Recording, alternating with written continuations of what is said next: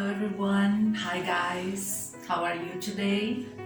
My name is Adele, I am an English teacher. I have been teaching English for more than 20 years. Actually, I think I've been teaching English for, I would say 24 years to be more exact. And if you are new to the channel and this is the first time that you are here, I lived in London for about 12 years. Okay, so welcome to my channel and welcome to my class. Make yourself at home. All right. So I'm making this video today about a topic that my students ask me a lot, and it's about the pasts in English. And if you are an advanced student, you know that we have variations of the past. So we have the simple past, we have past continuous, we have past perfect, and we have past perfect continuous. They are all similar, but slightly different. So what I'm going to do today is I'm going to take you through all these pasts to help you to understand how to use them. They are all very simple to use, but the key to understanding how to use them is to feel when to use them, and obviously to start from the base. So we are going to start from the beginning. And where do we start? We start from the simple past. Here it is. Okay? Right? So this is the simple past. And so when do I use the simple past? Very simply, we use the simple past when we have the actions that are concluded. Okay, and I'm just talking about a sequence of events, and I'm not actually linking the actions between them. I'm not linking them. I'm not establishing a connection between them. So for example, if I'm talking about my routine yesterday, so I would say something like this. Look, here, I brushed my teeth, then I took a shower, and I got dressed. So you see, this is all the simple past. All these actions are concluded. I'm telling you when they happened. They happened yesterday because we are talking about the past. And I'm not making any connection between them. I'm just talking about a simple sequence of events. So I can use all these actions in the simple past and it will be correct. So no problems here. Now, what's going to happen here in this second situation? Now you see we have two actions in the past, but this time I am establishing a connection between them. So, and why am I establishing a connection between these two actions?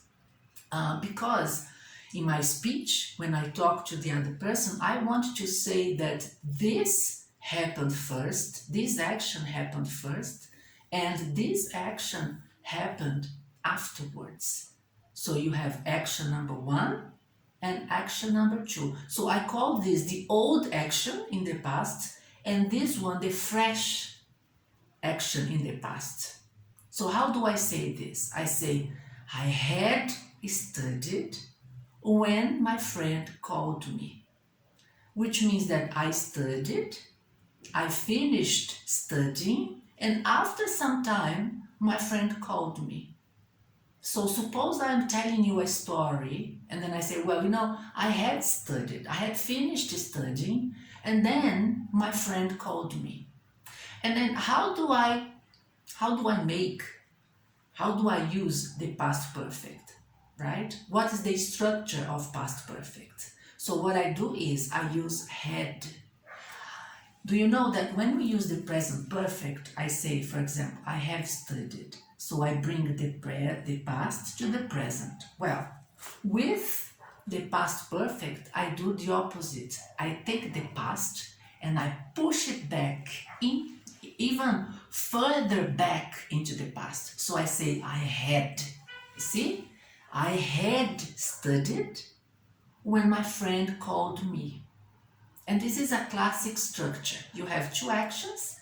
The first action that happened, you put in the past perfect, and the second action, the fresh one, you put in the simple past. And again, you see, I'm establishing a connection between them because I want to say that one happened first and the other happened afterwards. That's why the first one is past perfect, because it's a past that is older than this past. It's back. It's even further back into the past. Okay? And here, let me go back to this first one. Here, I'm not establishing any connection. They are disconnected. I don't need to say that this happened first. It's not that important. So I'm just using them in the simple past. And here, if I'm telling you a story, then I have to put this in the past perfect to show you that this happened first. Now, let's have a look at another situation. So here again, we have two actions in the past. Okay, I have two actions in the past. And there is a connection between them because one is a long action. As you can see from here, look, you have the timeline here, right? And this long action in the past, it was interrupted by another action and then it continued. So they obviously connected, and I need, when I talk about, when I express this graphic, when I say what is happening here, I have to distinguish between these two actions in the past. So what do I say? I was studying when my friend called me.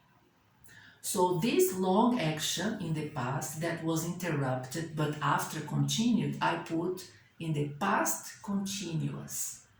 So you see you have verb to be here. And then you know that golden rule that we say if you have a sentence with verb to be and another verb, usually you need verb to be plus ing. So here, I was studying. Some students, they say, I was studied. That's incorrect, that's wrong. Don't do that, okay? You need to say, I was studying when my friend called me. Again, two actions in the past, they are connected. And how do I differentiate them? How do I differentiate one from the other? Well, the long one becomes past continuous, and the other one becomes simple past. Okay? Now, let's have a look at the last one. I think the last one, I have a feeling that this is the most confusing one for the students. They seem to have a lot of doubts and questions about it, but really if you look at the graphic here, right, you can visualize what's happening. So yes, I was studying, but I had finished studying before my friend called me. Okay, so how do I express this? So it's still a long action, right? So I need ing, and because I have ing, I need verb to be, but it didn't continue after. So I have to push it back into the past. How do I push an action even further down back into the past? I use had. I had been studying when my friend called me. Usually this time period here between this action is very short. So maybe when my friend called me, I was closing my books, I was putting my things away. We usually use the past perfect continuous, right, to say that this action was happening for quite some time, and when the second action happened, this one had finished a while ago. So imagine, for example, when I wake up in the morning and I get up and then I open my window and I see that it was raining. So I say, well, this morning when I got up, I realized that it had been raining. So it wasn't raining when I got up, but because I looked outside the window and I saw that the floor was wet, And then I say, well, it had been raining. Why? Because I got up, but it had just stopped raining. And I could see that the ground was wet all around. Okay, so here's the same situation. I had been studying when my friend called me. It's different from this one. Oops, no. This one here is different from this one. See? This one, I was studying when my friend called me and then I continued. This one is different. Yes, I was studying. But when my friend called me, I had stopped. Okay? And let me show you this one. No, I just want to go back to this one here. This one. This one. This one, two things. Why didn't I use past perfect continuous here? Maybe, let's say, the time between the time period between this action and this action was very long, okay? And probably this action here, I didn't spend too much time doing. But this one, no. This one I spent quite a lot of time doing, so that's why I've put it in the past perfect continuous. And also the time period here between the interval between the one action and the other is very short. And then we are back to the first one, the simple past. Okay, no connection between the actions. I just use them in the simple past, right? So, I hope that this video has helped you to understand the variations of the past in English. And also the graphics should help you to visualize when to use the pasts, okay? Please leave your like. It helps to spread and then show the video to a lot of people, and it helps the channel to grow. Leave a comment. If you have a question, you can leave a comment. Feel free, okay? And if you haven't subscribed to the channel yet, please do so. I'll leave some links to other videos from the channel here below, and at the end of this video, you will see a link to other videos as well.